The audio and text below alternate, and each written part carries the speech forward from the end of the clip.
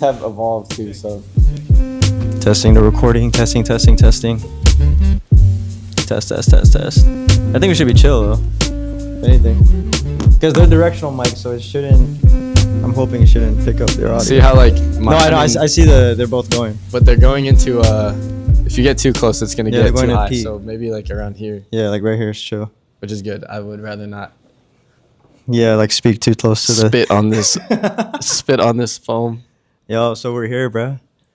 Look at these chairs, they recline. I know, but shit. Hey, they treat us nice. Shout out to the studio for hooking us up with some good chairs, you know? Yeah, shout out Cath Long Beach, a school that we both don't attend anymore.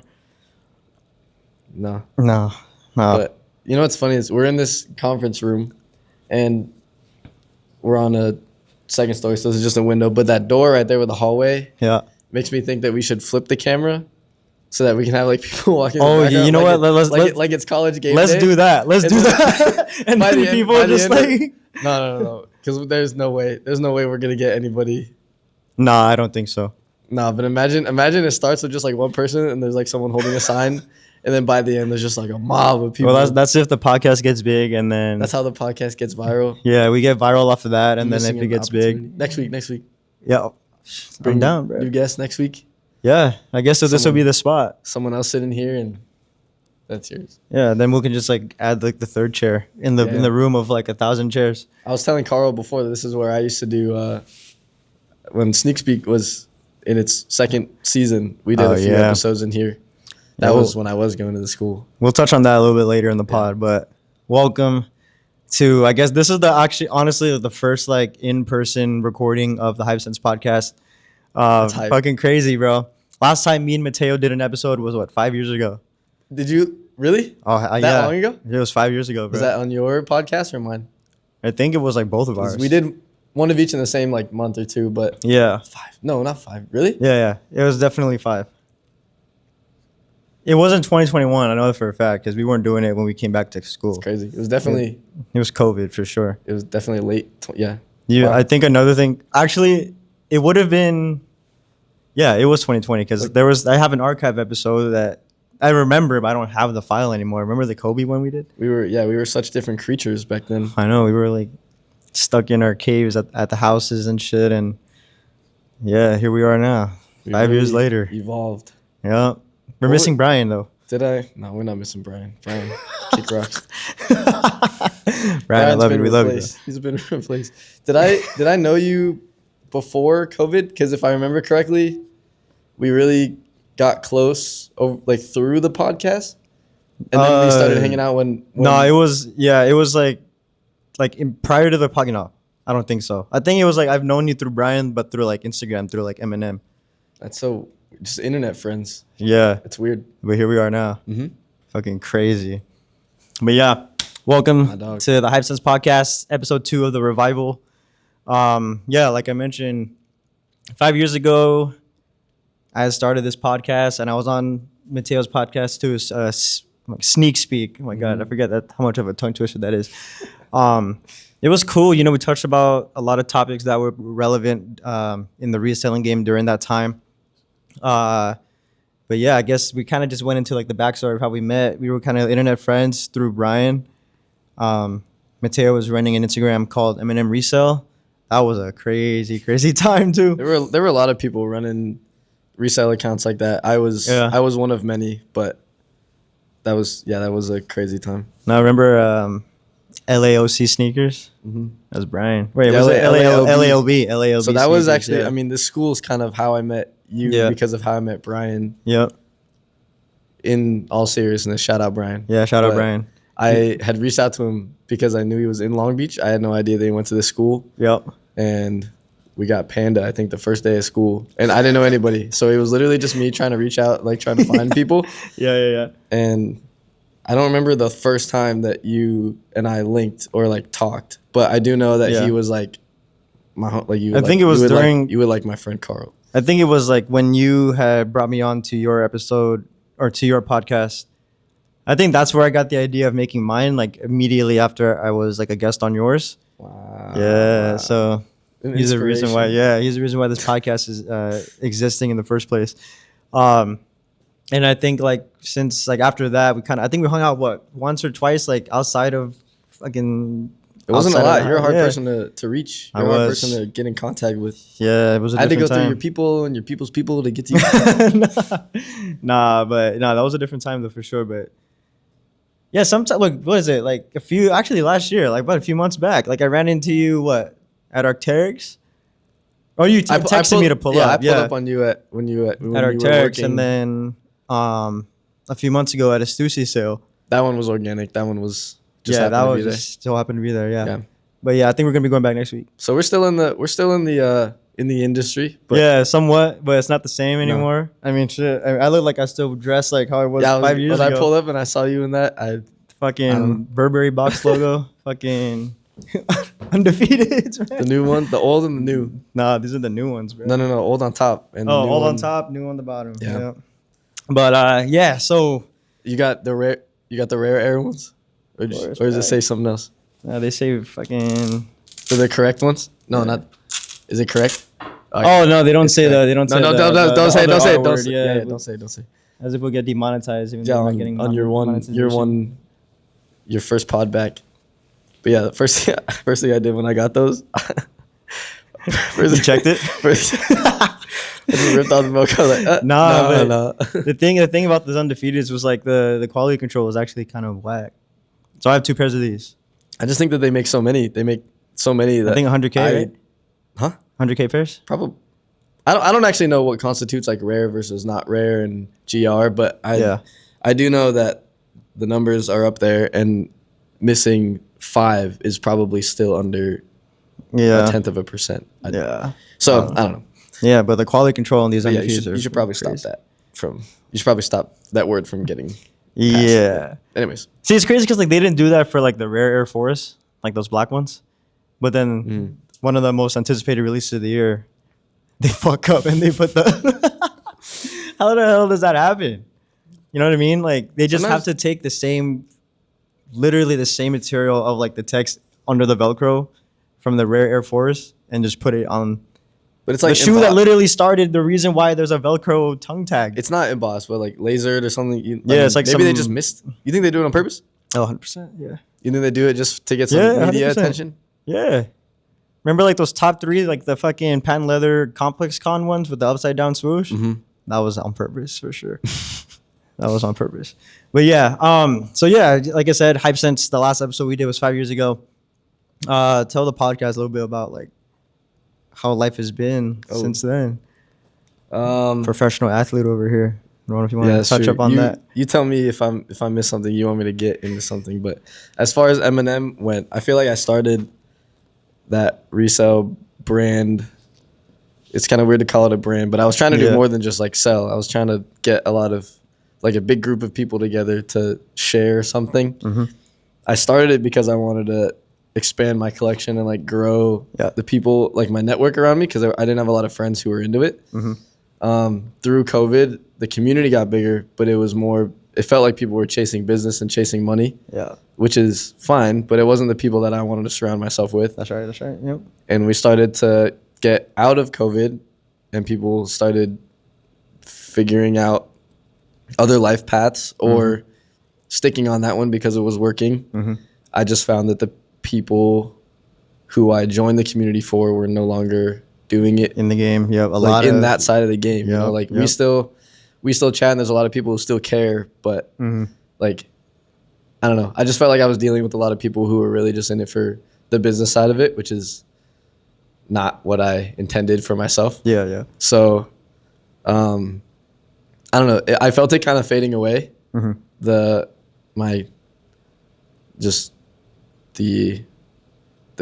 brand wasn't gonna peak anytime soon. At least like my motivation wasn't really there, and this was around the same time that I was, ever since when I graduated high school, I was working at Vans, just like in the store. Yeah.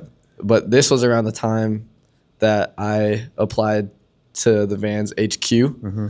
So I ended up getting like an internship, like a long-term internship there, and I just kind of quit reselling cold turkey. Yep. I remember that because like I think on the Eminem account, I think he just started like liquidating like a ton of shit. Yeah, and I low-key just like didn't really fade away. So if you look at it, I literally just fell off the face of the earth. Is it still up, Instagram? Yeah, it's up.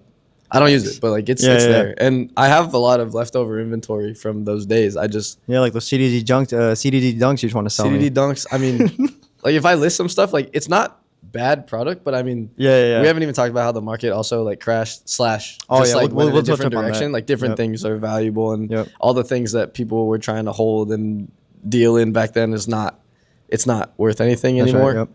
Right, that's kind of my inventory. Some of the inventory is just some low key collabs that are just like I just gotta find the time to like take pictures and put it on eBay. But I don't know.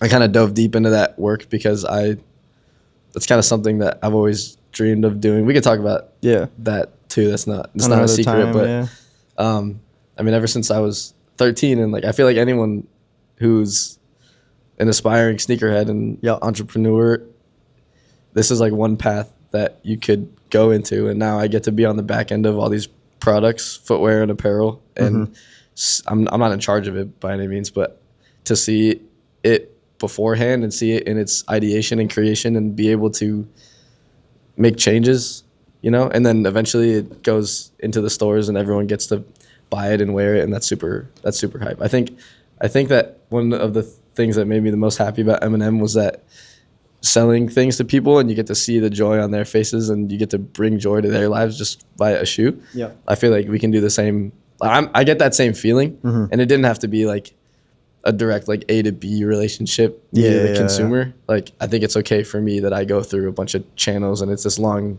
corporate process, but I still get to see these people in the public eye like wearing all this stuff. So that's very cool. Oh yeah, I mean I definitely get that sense like during my time at Arc'teryx, like like you just mentioned, having like that A to B like contact with the consumer or whoever, like the aficionado of like the brand or the product, like seeing them walk away like satisfied with their purchase. Or even like yesterday I was at Target, I was wearing like one of those Arc'teryx beanies, and like I was on my way to a checkout line and like looking for a short line. I see bro with the fucking Arc'teryx beanie, and I'm like, oh, nice beanie, bro.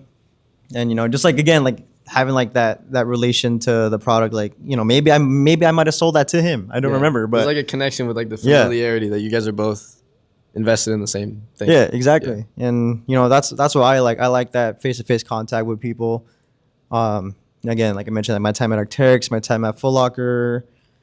Damn, we can go like down like the rabbit hole, but yeah, I mean, what you were doing with M&M at the time was I haven't seen anyone do that. Sure, there was like the big groups like Common Hype and like Cool Kicks and shit, but they're more for profit rather than like community building. Like sure, they have like their own way of doing it, but the way you were doing it at the time, like I feel like if you were to do it now, it probably would have turned into something bigger, like in that 5-year time span, if you were consistent with it.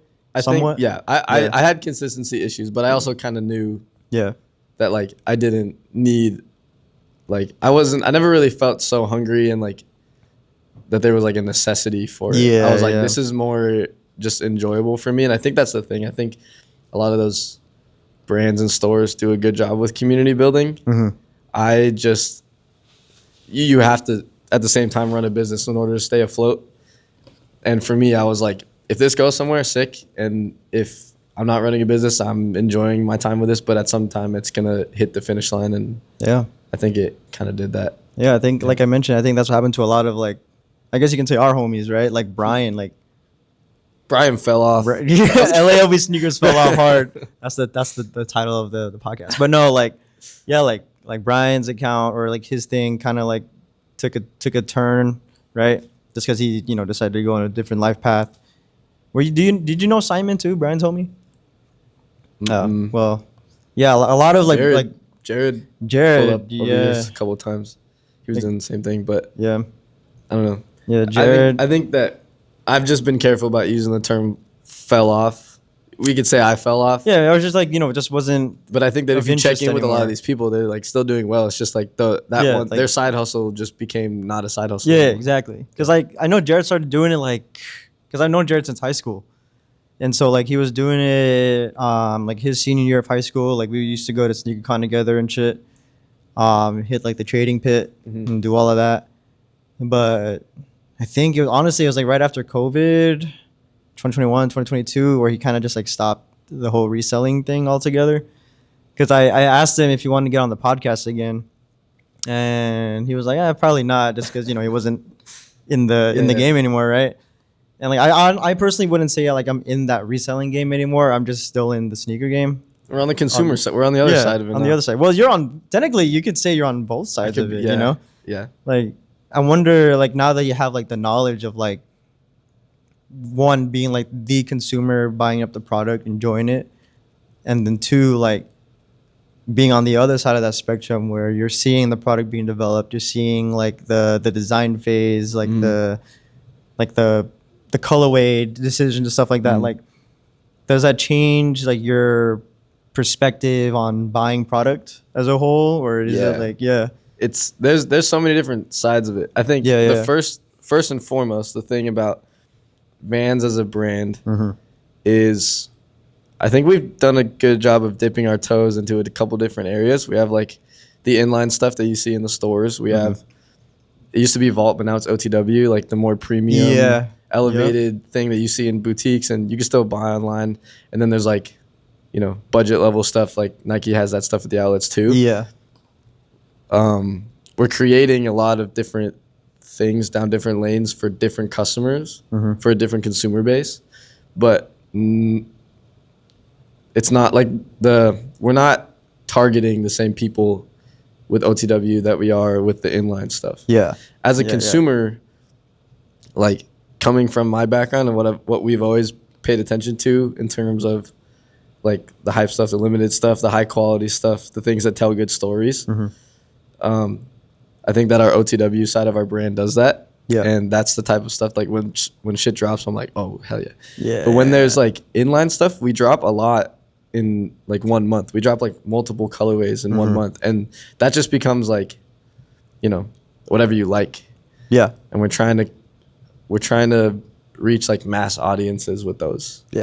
While also like targeting a specific demographic people, and like gender and lifestyle of people. Because I feel like with Vans, I mean, I wouldn't necessarily say like VF Corp, but Vans in particular, like, because a lot of people like to argue, like, especially with Jordans, right? When they come out with like the same silhouette in different, like a shit ton of colorways, they're like, oh, it's oversaturating the market and shit. But with Vans, like you just mentioned, like, you kind of have to do that. Because again, like you're trying to appeal to multiple demographics of people, certain markets in certain regions, right? So, I mean, do you ever get that sense of like it being oversaturated in a sense, or?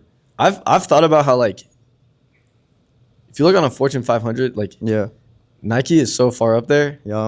Their market share is fucking. They're above like the company that owns Vans, and they're above like a lot of other companies. I could be totally wrong. I think at one point I saw them top 40 a couple of years ago, but I think they're like consistently top 100.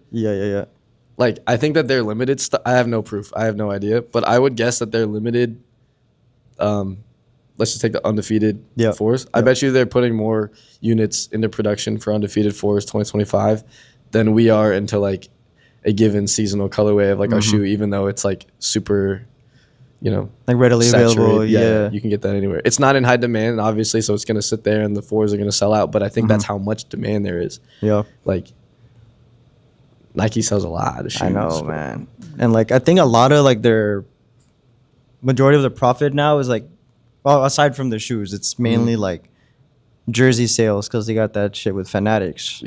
Because like they contract Fanatics to make their jerseys, which I think accounts for like a good amount of their profit. But I think to answer the saturation question, I think that like teams do a good job of buying as many units as they need to sell out of that shoe. So it's like oversaturation, I feel like, is only a thing when there's a lot of demand for it, and then we like oversupply it because everyone's actually paying attention to that. Like, really, if you want to talk about saturation, then we look at the outlets and look at what's there, because all that stuff is on markdown either because we bought too many or people didn't like it. And I feel like that's oversaturating the market, but nobody really cares about that because that's not anything trendy. That's not anything special. It's just, I don't know. So oversaturation is I feel like it has to start with high demand, like what we saw with Dunks and Jordan 1s, and then they just start ripping out a bunch of colorways. But the reality is you can't buy all those colorways. Nope. So like it's gonna feel oversaturated. Do you think Vans have made the executive decision to do it with the souvenir old schools?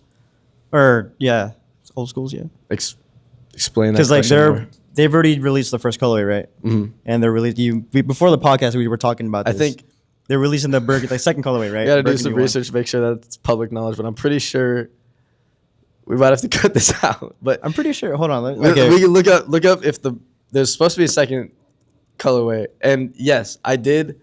Oh wait, they're already out. No, the burgundy ones? Yeah, this one. See, like, what do I know? Or is that pre-sale? Hold on.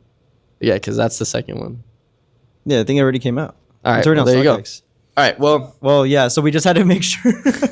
But no, I mean, now that we're looking at it, but speaking about the Vans, I was talking to somebody about that being like oversaturating it. I was like, I was like, keep it to, if that's really like hype and everyone's really that doesn't happen for Vans that often where like people are raving about it on the internet and it's like going viral. It happens to one colorway here and there, which is cool. It feels a little more organic that way as opposed to us pushing out a bunch of marketing. There was no marketing because I remember seeing like everyone just posting about the first colorway. Yeah, the Chanel bag and the shoe, and it's like, what the fuck? It's 2025 and Vans are reselling for like $600, $500 now. It feels kind of. I know a lot of like brands don't care about the resale value. They just want to use the momentum to sell other X amount of units. But like as a consumer, I'm asking for your opinion. Like, would you rather see a more limited restock of the first one or a different iteration of the second one? Because see, that's the thing. I have no idea. You keep the scarcity if you restock the first one, kind of like the lack of variety in colors. Yep. But obviously, there's more units out there. If you do the second one, you open up the opportunity for anyone that bought the first one to want to buy the second one. Yep. And now you have consumers wearing multiple shoes in their closet. Yep. So it's just a matter of like what's more important. Yeah. That's a good point because like now that you just mentioned that kind of ties back into like the fucking undefeated shoe. Yeah. Where technically the 2025 version is like a second version of it. They intentionally left some elements out to keep the original one being the original one compared to the new one. Yeah. And again, like you just mentioned, it opened the doors for a lot of people to fucking buy the shoe and have them in it. Because for me, like the effect was in my mind, oh shit, like I have the undefeated. It's not the original one, but it's literally the same shoe with minute detail changes and shit. But then anyone that, even if you did get the first one, like, it's just 20 years old. 20 years old, $50,000 shoe. Are you pissed or are you happy that they restock? Me? Yeah. Yeah, let it restock. Give it to everyone. It's still like... And the thing is, you can wear the new one and not have to worry about wearing the old one and have it crumble on you. I think it's been enough time where like people want the restock. We were going to talk about this eventually, but I was going to bring up my gripes around like the white cement 4s and the black cement 3s. Yeah. Because those restock periods are a lot shorter. They're not collabs. They're just like... They're OGs. OG colorways. My example that I'll always go to is the Flint 13s. I feel like people are always crying for the Flint 13s. And now that they released this year and like no one was fucking getting it. Because I think honestly, that shoe came out at the worst possible time because you had the Steel 10s and these. You talking which release? The Flints came out. Which one? Right? They came out again more recently, but then... No, this time around. Like right. Everyone was begging for it in like 2020. They gave it to us in 2021. They resold a little bit and people were excited for it, but it didn't really get as much hype and attention from the consumers when they announced that they were releasing it compared to how much people were crying about it on Twitter. Yeah. That's the crazy thing about like the demographic of like the sneaker market. Because right now, I don't know if they came out yet, but apparently there's some collab of a pair of Jordan 17s that are supposed to come out, and there's like some sort of hype around it. They always use that model to they always collab. Yeah. The 17s are because no one's gonna buy it if you just release the model. But there's some momentum around it, which is weird. Yeah. But yeah, like speaking about that, like White Cement 4, they retroed this year. They re-released this year. When was the last time they did that? 2021. 16 or 18. No, More recent than that. White cement 4s? Oh, maybe I'm wrong. I don't know. But that shouldn't be under retail. That shoe should not be under retail. That shoe should not that shoe should be where the undefeated resale market is. At least. Uh-huh. But it's not. Uh-huh. Maybe there's too many units. I would love I think they did release a lot. I mean, because they restocked like twice on sneakers. This is the thing. I just can't be like super mad about this stuff. Yeah. It just shows that we're in a very different place. I'm not like we're in a different place from where we were in 2020, and that's not a secret. Yeah. But like we're in a different place than where we were any other time. I can just imagine like if OGs came out.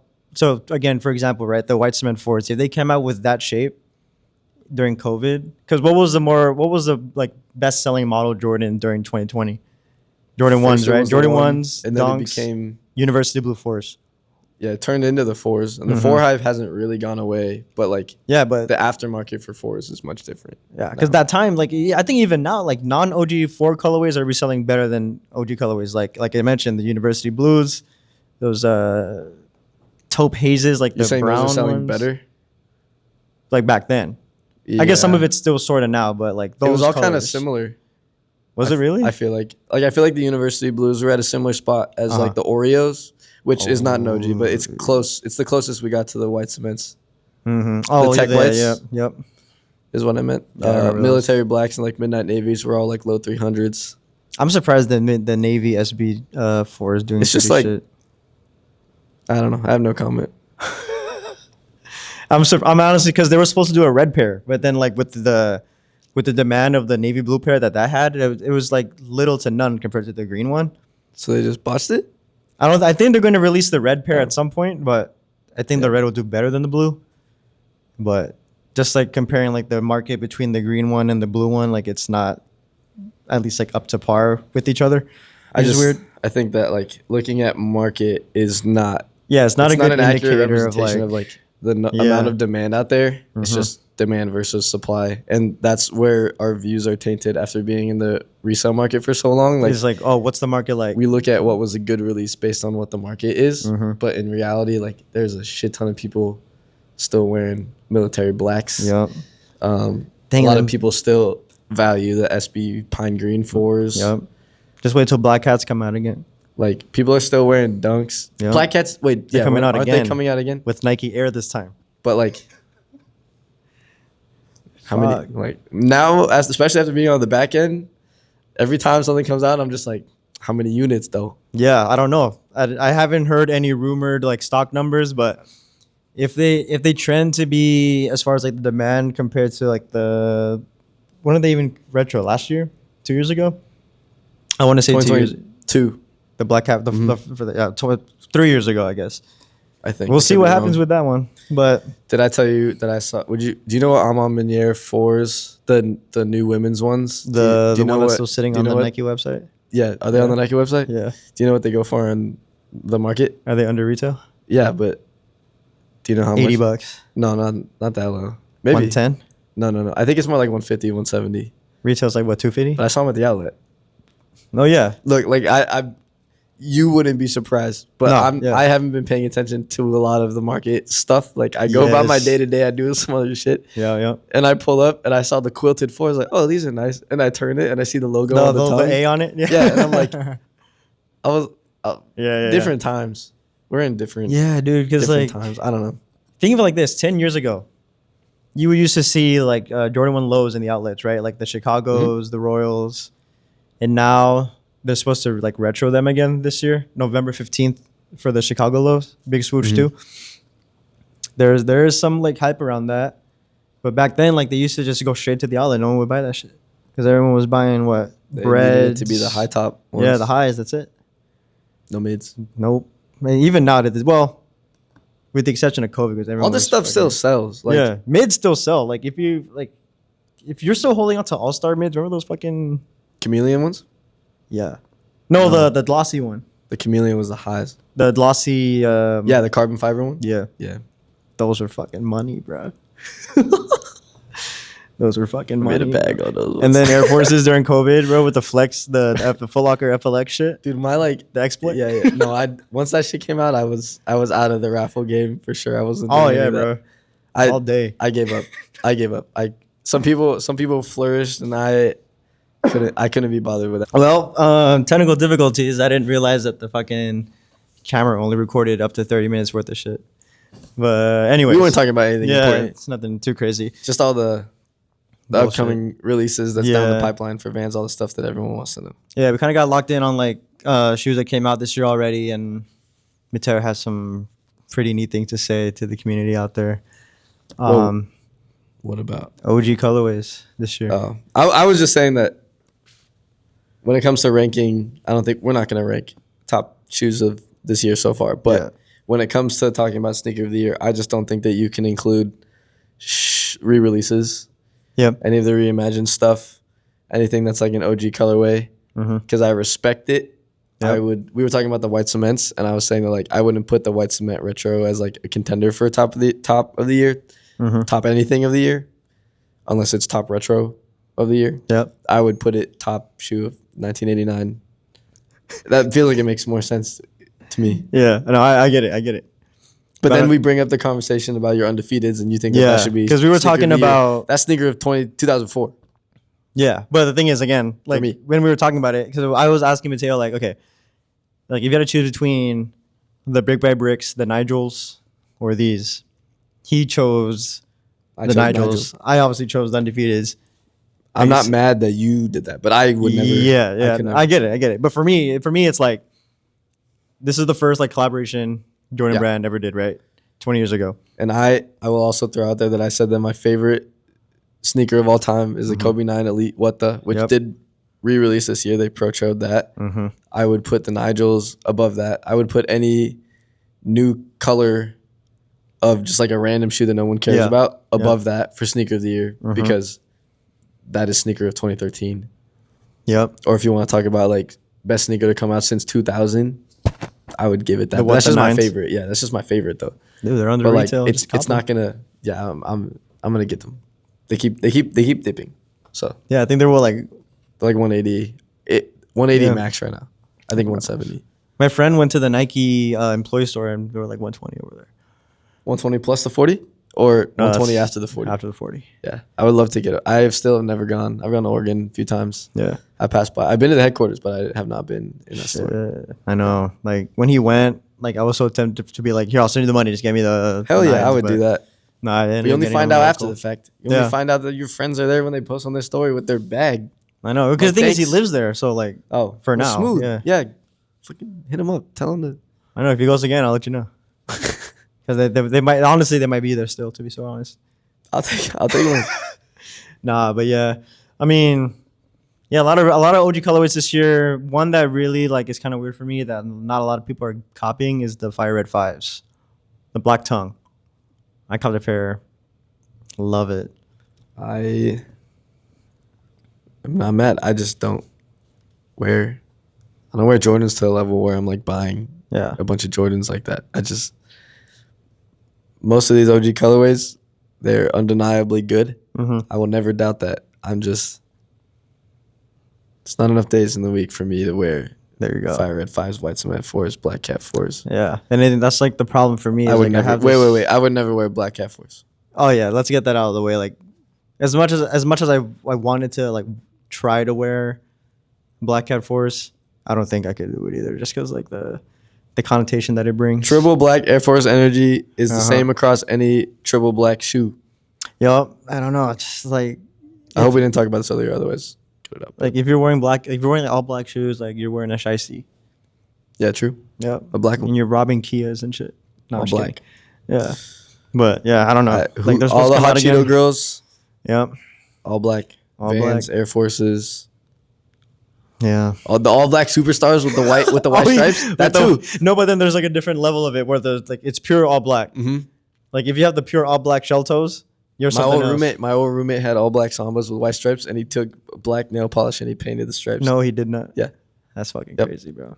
It is. God damn. But yeah, I mean, yeah, sneaker of the year for me, undefeated.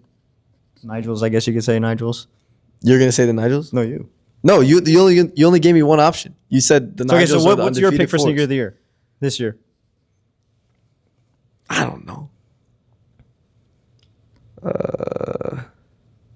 I'm literally looking through this list to like jog my memory, but this fucking website's all Nikes and Jordans. I will say that I think that I would probably lean away from those just because I think that there's a lot of good motion with a lot of other brands, and Converse is on the up. I will never admit that Converse is on the up, but the Shays are good. Conflict of interest for you, but the Shays are. I just don't like. I really don't like Converse, but the Shays are up. Yeah, Shays are good. I've always liked Saucony. I've never just because I was like a runner. I've never had Saucony ever in my life. Saucony and Mizuno, they make really good street style stuff. Yeah, they're kind of in the same realm as when Asics tries or like Solomon, but more. I feel like Saucony and like Mizuno. Well, less hikey. I prefer Mizuno for golf. They make a lot of good performance stuff. Baseball, volleyball. There's just a couple models that are like really, really good. Like thick retro runners. I think I talked earlier. I bought a lot of I bought some Clarks this year. Oh yeah, that's some Kith Clarks, Kith Wallabies, and then I also got Kith Adidas Gazelles with the Clark bottoms. Yeah, I don't know what it is about this year and like the fucking Samba Gazelle Spezial hype. I don't know where that came from. I think it's like the lower profile stuff is coming back. We just in the age of the digital media that we live in, we've always talked about fashion being circular and things coming back around, but it does that faster now to the point where like it floods shoes, so quick. Yeah. Like thick puffy shoes and thin shoes are popular at the same time. Yeah. Like, dude, remember when those fucking what are they called? Fila disruptors were a thing? Mm-hmm. Yeah. And now it's like stayed away from anybody who was wearing those. It went from those to like platform shoes to like shoes with rope laces, like the fucking like the Travis Dunk ones, but like on a thicker level. To like UGG Tazzies, like the slip-on thick UGG shoes. That was low-key a thing too. About. And now like the Adidas stuff, and then like the Speed Cats, and like I do like that there's like a bigger breadth that people. Yeah. I feel like back in the day, no one really cared about anyone except Nike and Adidas, unless it was a collab. Yep. And I feel like people are buying up random models of New Balance, and they have a lot of traction over there. People are starting to get Asics, but I feel like people don't really know. They're not really educated about Asics. They just, which is fine. They just like buy whatever is cool. But I feel like New Balance is like they're buying specific models. Yeah, because like what New Balance is what, like 990s, 992s, 2002Rs. Remember when that fucking protection pack.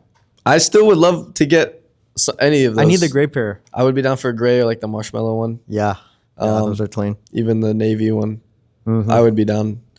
90s, 60s were like hot for a minute, and now everyone's wearing them. Which one is that? It's the one with like the triangle bottoms. Oh, the triangle soles. I hate those. I love those. Joe Freshgoods was like the first collaborator that kind of for that model started initiated traction for it. Yeah, no, I couldn't do that. There's this model from New Balance called 610. It looks like a hiker shoe, but you can tell it's like not made for it. But it's very like it's like ACG-esque type shit. Like I see. I feel like a lot of I would say it's more hardcore looking than a lot of the soft mesh shoes that they have. Yeah. I'd say the only like non like traditional New Balance that I liked at the time. Remember those 327s? Yeah. It's like it's like it looks like a Flyknit racer, like the silhouette of it, but it's not knit in any means. I'm vaguely remembering. It's like it has like the big ass like gum triangle thing in the back. It's like I don't know how to describe it. Oh yeah. Those are cool. I was thinking it might be those, but those are fucking sick. I remember back in the reselling days, I sold a lot of those in like women's sizes. Yeah, a lot of women wanted those. Yeah. But I think all of them are now like fucking rocking speeds. I don't like the 327s. I think that there are aspects of it that are good. I just think that there's gonna be if you find like a different. If you look, you can find other shoes that kind of execute it better. Yeah. I feel like those look cheap. I feel like the Flyknit Racer was still like better than that. If the Flyknit Racer came out today, like still, maybe those, I'd say Flyknit Racer over those. Yeah. They need to bring back Flyknit racers and trainers, by the way. That's what they said about Roshi runs. They brought him back. Yeah, and then I was actually excited. I know, but they were so because they were still like $70. Yeah, but they were so stingy on the colorways. They only released like black, gray. Okay, but like when they started to expand and they did the Roshi, the one with the swoosh on like the toe, or like the Nike. When they did like back in the day, when they did the Rosh 2, nobody wanted it. When they did the Flyknit Rosh, nobody wanted it. Yeah. All anyone wanted was regular Roshi runs. Yeah, the black one or the gray one. The gray one, really. Or the brown one. But the one I wanted was the fucking the Yeezy colorway looking one. The red one? The Roshi 2s. No. There were still Roshi runs. Oh, like the solar one. The solar ones, but it had like the swoosh on the toe. Yeah, yeah. And then I had the fucking they look like an annual pack. Roshi. I vaguely remember that too. It's like orange and it has like the leopard swoosh on the toe. I kind of remember that. Fucking clean. But who copped? Who copped it when they came out? Not me. You know anyone? No. Like personally, no. That's fine. Sometimes I just like seeing it release, and I'm like, oh, good, it released, and I don't need to buy it. Bring back Roshis, bring back Flyknit. No, again, like full force. Like what do you want? What more do you want? I want they already released it. You didn't buy it. Flyknit trainers back because I never. No. What more do you want out of the Roshi? Out of the Roshi, I want the solar ones. I want that fucking leopard one. They won't do that. You might be able. No, they won't do that. They might at some point. I mean, if they're releasing undefeateds already, they're releasing Wu-Tangs, Tokyos. They won't release those. They won't release the. I guarantee you they will. Watch. How old is the Roshi? Like it's already 10 years old at this point, right? Mm-hmm. They'll do it soon. Like they re-released free run 2s. I did. That was the only free run I never got. I got them. I very much did consider going back. I remember free runs used to be the shit. Free runs with elite socks. You remember that shit? It was either free runs or Roshis. Would you believe me if I told you I had a shit ton of elite socks still? No, of course I would, because I was the same. I had a shit. Like now? Like still? Oh no, damn, bro. Yeah. You still buy like the old ones? I can't buy them. I just have had them for that long. None of them have like. I have so many socks worn. I have a couple of them but I have so many socks that I rotate through them. Holy shit! You know, I still have the breast cancer ones. I have the black. The black one, yeah. I can't believe we're talking about this. Let's go. Let's go. Shit. I got the black ones. Black one, black and red, white and red. My KD ones are toasted. They're gone. Oh yeah. The black and red ones I tore holes through. They're gone. Yeah, I think any of my white one, the white and black one, definitely had like fucking holes in it, and yeah, it was cooked. I don't know how much we talked about Ultimate in the beginning, but I wear the football ones for. Oh, fuck. I prefer to wear the football ones. I occasionally, whenever I go to like Marshalls or something, I try to go in that section and see if they have any like heavy duty thick Nike socks on like heavy discount. Yeah.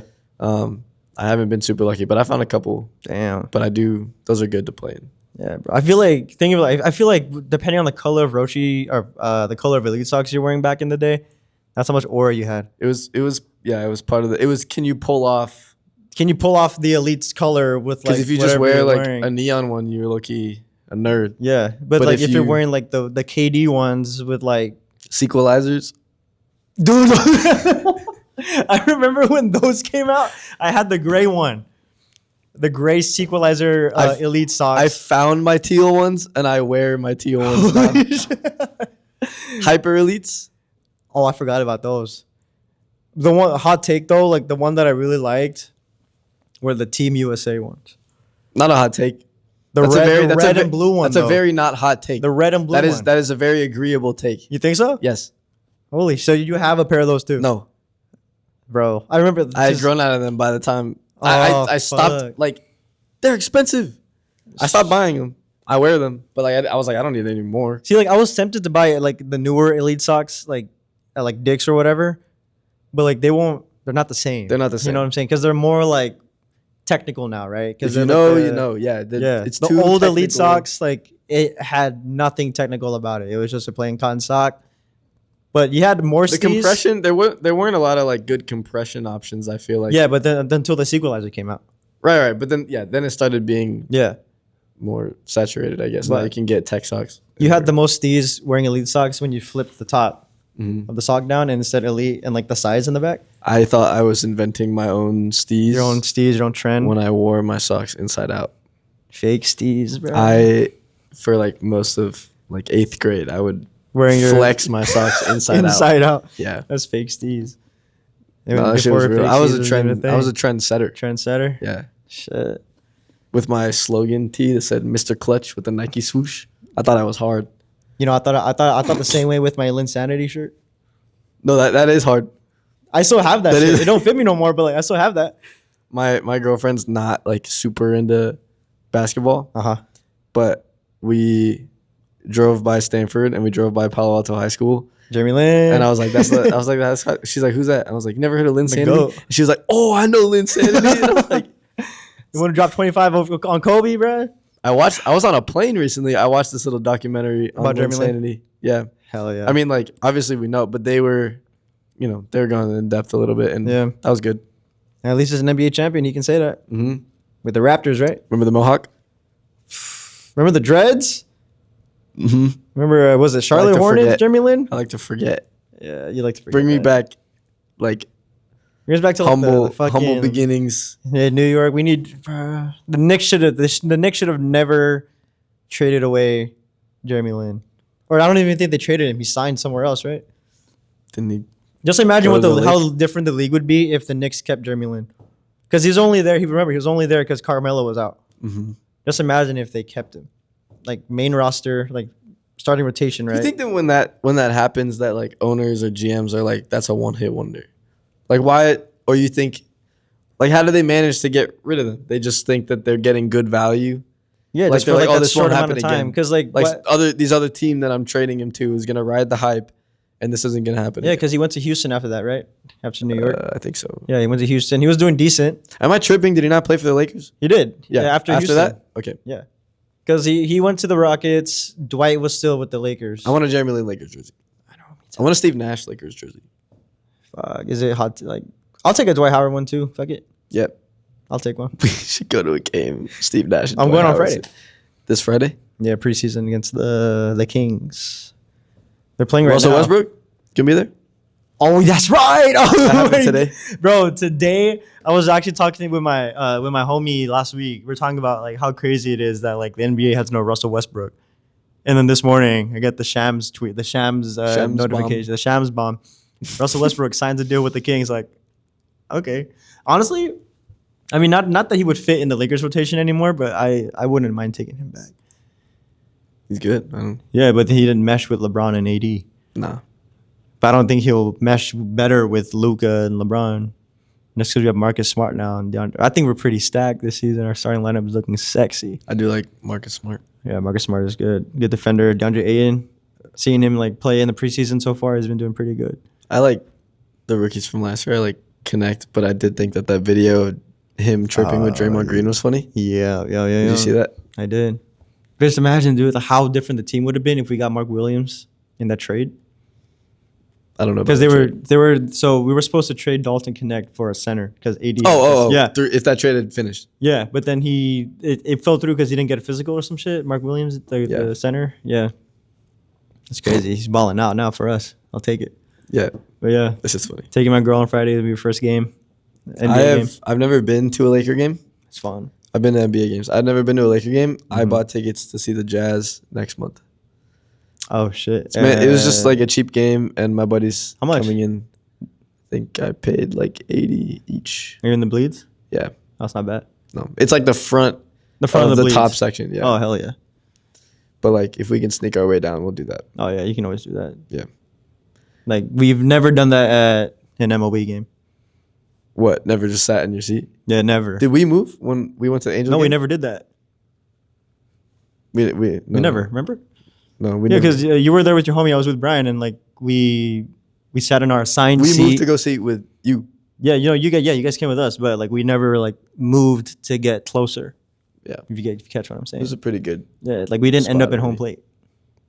No, but we're close though. Angels game, you could do that. Whenever. Yeah, you can get like $2 Angels tickets and then go sit behind home. No, just move behind home plate. Clippers are selling games for $12. I would go to a Clippers. Sit in their fan section. Yeah, not that one. I don't want to sit in the wall. It's kind of scary. I feel like it would be scary, just like stairs straight down. Is that what it is? It's very steep.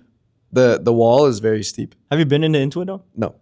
But that's the whole concept of it. Yeah. It's literally a wall full of Clipper fans. Just that one section behind the hoop is super steep. But that's okay.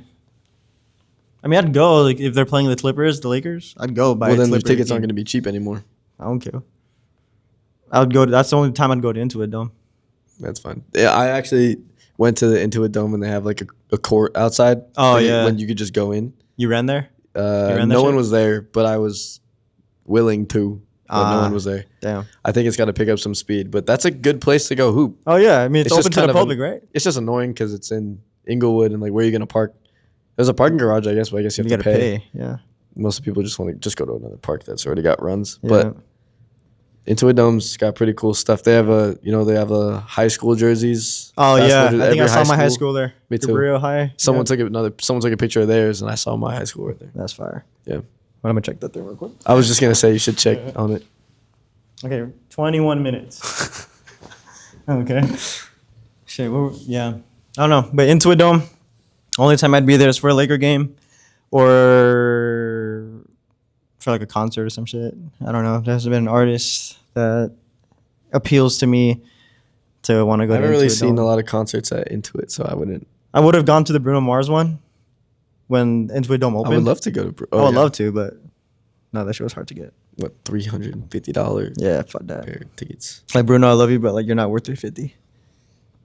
Shoes are worth $350. I'll take that any day. Who? Shoes. Oh yeah, but not fucking Bruno Mars. If you could, if I asked you if someone offered you a collab, I'll tell it like this. Yeah.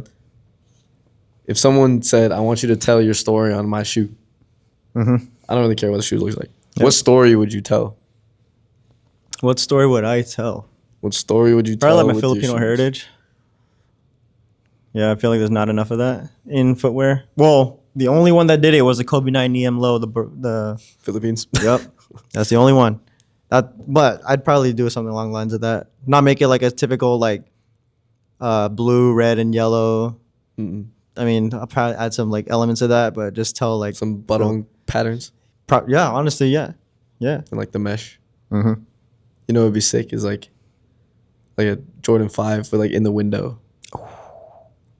Oh, that'd be kind of wait. That's actually kind of fire. No, cut it. They're gonna steal it. They're gonna cut it fire. Next year for Filipino Heritage Month. They're gonna steal it. I'd probably do it on Air Max 1 too. A lot of Filipino Air Max 1 heads out there. I'd probably do it on Air Max 1. Maybe a 90. Yeah, remember like the clot, like how it was translucent. Oh, the brick. Oh, like turn it all into like this translucent mesh. That'd be kind of sick. Fuck it. Or you remember the Virgil, the Zoom Fly, the first one? Yeah, I'd do it on that too. Yeah. Fuck, that'd be kind of sick. How about you? Well, sorry, what'd you tell? I asked that question and I was like, I don't think I have an answer for this.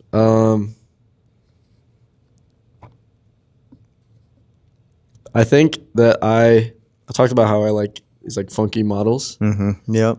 I think I would do some type of like model hybrid with whatever brand. Like I would combine Jordan Fusion. I'm still low-key holding out that someday, somehow I get to brief something in for fans. So I don't want to give away everything. Yeah.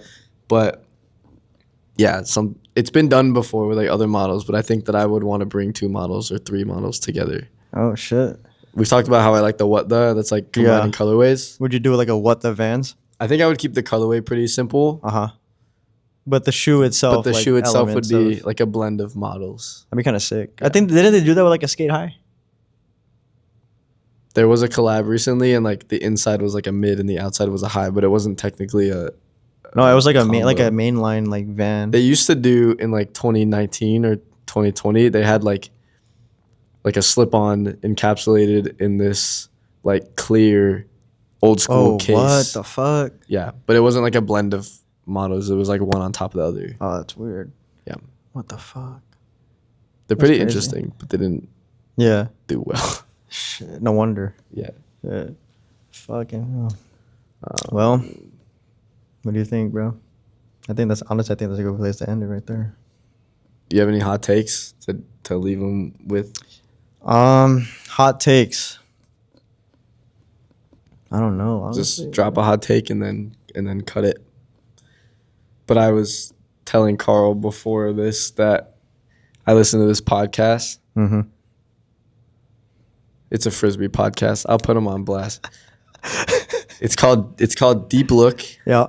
No one is gonna care about it, except unless you're a Frisbee person. Yep.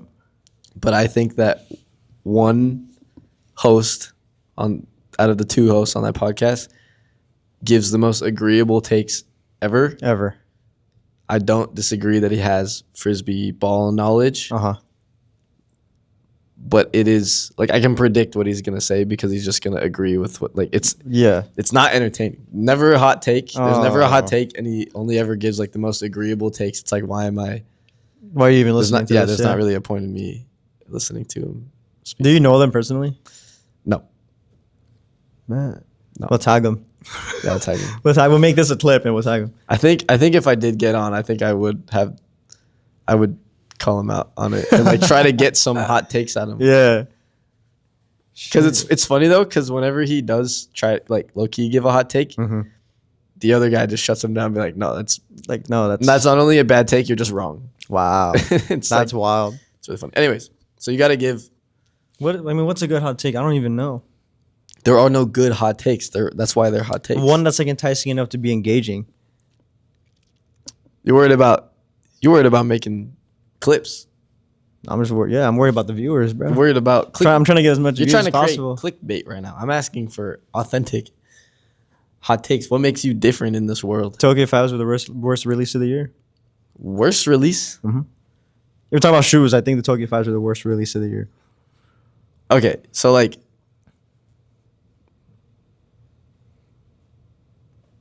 That's worse than this. This Air Max 90 neon. I don't even know which one that is. Worse than the Adidas Harden Volume 9 Solar Slime with this snakeskin print, the green one.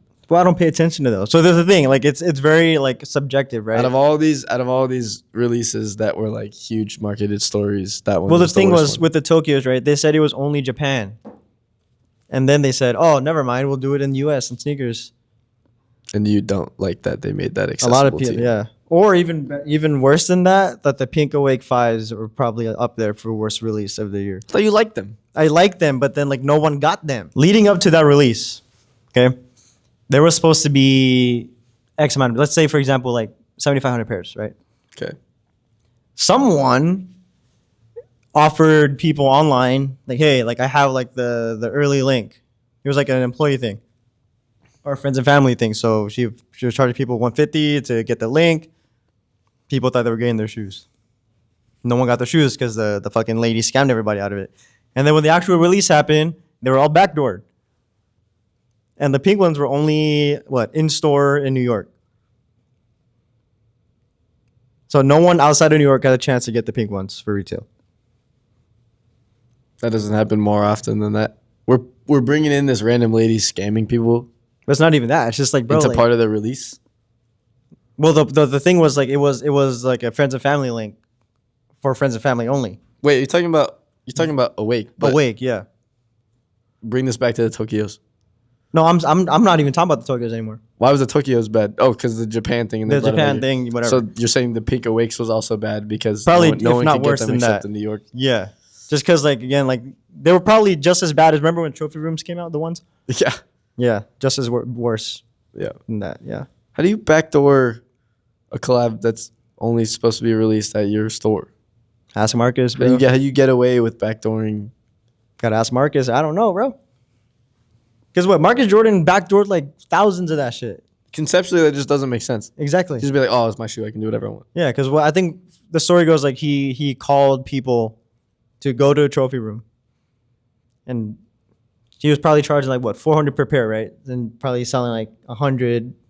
Let's say, for example, like bulk order of like 100 pairs. And then when release day came, they were all backdoor. They were all gone. So probably the same thing happened with the Pink Awakes, but I don't know. But yeah, I think the Pink Awakes like over the Tokyo is probably the worst. Do we need to. I'm not surprised Cool Kicks got raided. Yeah, me neither. Now, do I think like I don't have any like reason to hate on that store or anything. I don't have any like I don't actually have any strong opinions about that. They just it's not surprising. Like the guy that owns the store, I forgot his name. Oh fuck. He looks shady. Yeah. He looks shady. Because there was 2 owners to that. It was like him and like the other dude. There's just something about like I don't know. Some people you see just like the palette of what like they seized. Yeah, but I don't think any of it was fake. I just think that it was stolen goods. Stolen cave stones. But like, how are you supposed to know that it's still like if you? They were saying that it came from a train thing in like some other state. Right, someone just hacks a train in Detroit and gets all the shoes and the shit. But like when we were reselling, we buy stuff from. How am I supposed to know if that's stolen goods or not?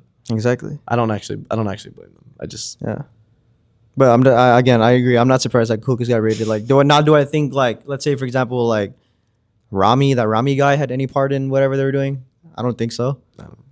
Or the other dude, like the white guy. Do I think he had anything to do with that? No, I don't think so. But the operation, like not the store itself, but like their warehouse where they do like the whatnot shit, it's sus, bro. I think so. Sometimes I wish I got back into reselling, but no, it's super volatile now. I can't. Like it's not worth it anymore. I can't stand in front of a whatnot thing and do a live stream for so long. Like you on TikTok, there's like, and also like regular ass people don't get money off of whatnot because things sell for super cheap, and then I don't think that you get enough people who sign up with your links to get money from it. Nope.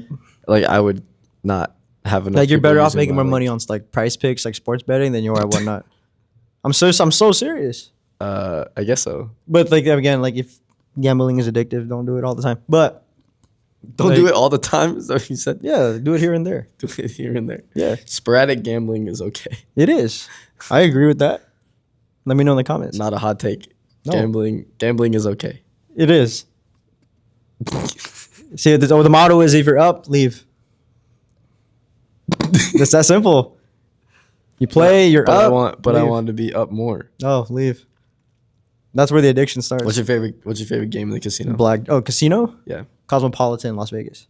No. What's your favorite game in the casino? Blackjack? Game in the casino. Blackjack or baccarat. I don't fully understand baccarat. I thought I did. That was pure chance. I thought I did, and they're all pure chance. Not blackjack. Blackjack, you can card count. Totally legal. Are you good at card counting? Both true and... It's hard to explain. I have to like... No, but can you do it? Like decently. But like... I've made like a good amount of money off that card counting. Like $800. I have a Roku at home, and I downloaded this blackjack thing. It's just like practicing blackjack. Mindless, play for free. Yep. I had multiple people over multiple times, and I was like, "Here, just throw in $5. It gives you like $500 of fake credits." Yeah. I was like, "Here, just put in like $10, whatever." They're like, "No, I don't want." I was like, "Dude, it's fine. Just throw it in there." Yeah. And they win, and then I got up to like $8,000. Hell yeah. Thing. It was all fake. Yeah. But like for about an hour and a half. Just going at it. I entertained my friends, getting them to think that it was real money and that we were just going up from $500 to $8,000. I left to go get food. Some kid puts down two $4,000 bets. What the fuck? And then loses both hands. What the hell? And everyone's like, dude, we lost your $8,000. $8K. And I was like, it's okay. It was all fake anyways. But I was telling them it was real for like 2 hours. And they believed you. Yeah. So where were they? And then they were like, why did you tell us? Like, why didn't you tell us that it was fake? And I was like, because then you guys would have been bored and it wouldn't have been entertaining. But wait, so where were they? How much of a rush did you guys just go through? Where were they putting the money? Like you were saying, like were you just saying they'll input like $5 or whatever? No. Like when you start, it gives you like 500 credits. Okay. And then everything just stays on the screen. I was telling them like, I'll just export it from my PayPal later. Like when we're done tonight, I'll just do it. Yeah. That's crazy. But for like an hour and a half, 2 hours, they were like, holy shit. I was like, that's the gambling rush. That's smart. That's the gambling rush, but we didn't actually. That seems smart. It was hilarious. There were at least 8 other people there. That's fucking crazy. And nobody except me knew that it was fake. It was fake money. That's fucking crazy. I want to try that shit with my homies. Yeah. The fuck? That's fucking fun. Yeah, bring them over and it was funny. What the fuck? Because also when you hit 0, like it resets every 24 hours. It gives you more credits. Okay. But when it hits 0, a screen pops up and like, would you like to buy more credits? And it's like $500 for like $1. Like 500 credits for for one like actual dollar. Like yeah. And they didn't catch and that. it was it was they weren't really watching the screen. They were just like, no, they were like, oh, okay, I see. So I hit like okay, like you were out of credits, and I hit okay, and then that screen popped up. Yeah. And then I was like, no, look, it's not real money.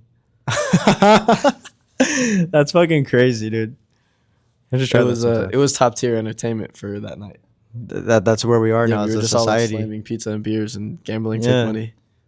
Again, it was funny. Everybody had like a turn. They're like, "Oh, you do it. Here, your turn. That's crazy. Like, oh, he lost $10. Ah, give it back. Like, I'm gonna put $1,000 hand. Like, no, don't put that. And then they win, and everyone's like, oh shit! They're like, split, double that shit, man. Double that shit. Gambling nothing. They were gambling nothing. There was no risk. Jumping around the house. People were that's crazy. Stripping like waving. Oh my god. That's fucking crazy. They're like, if I win this hand, I'm gonna shotgun this beer over nothing. No, nothing. They're not winning anything. Holy fuck, bro. That's where we are as a society now. 2025. Yep.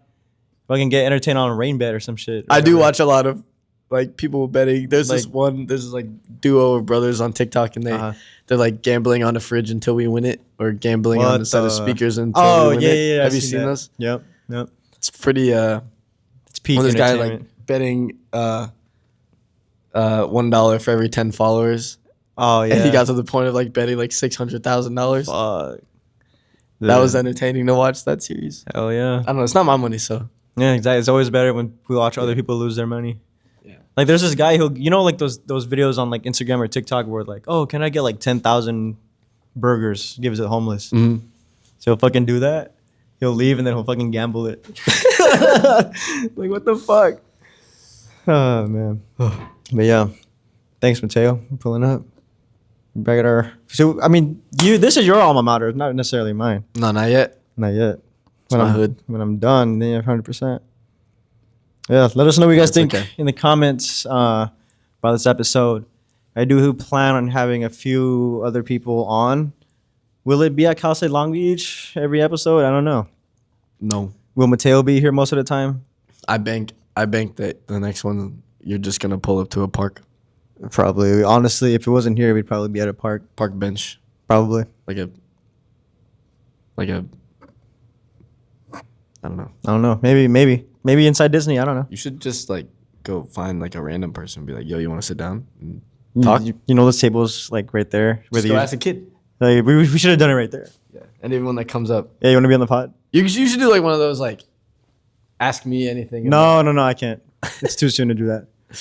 Considering, someone, died over doing that. Oh. Yeah. Well, we and I. That would be cool, but yeah, not right now. No. But yeah, like, comment, subscribe. That wasn't what I was thinking. I was thinking, like, the people that have signs and they're like, oh, like street corner. Oh, stupid. Like freestyle over this beat. Like I give you. I see what you're saying. Yep. I wasn't thinking. No, I wasn't getting political. No, I know. I'm talking about the format. We're talking shoes. I'm talking about the format. We're talking shoes. That honestly would be a good idea. Put up a signs like so and so or this shoe, best shoe of all time. Prove me wrong. Retros can't be sneaker of the year. Prove me wrong. Prove me wrong. Yeah. If we were able to do that SneakerCon, would you be down to do it? At SneakerCon? Yeah. Like we'll get a booth just for that. That'd be hilarious. I know. I think we should consider that. Like we'll pay for a booth just to do that. You'll pay for the booth. I'll pay for the booth. Okay, maybe. Just to do that. But yeah. Yeah, maybe.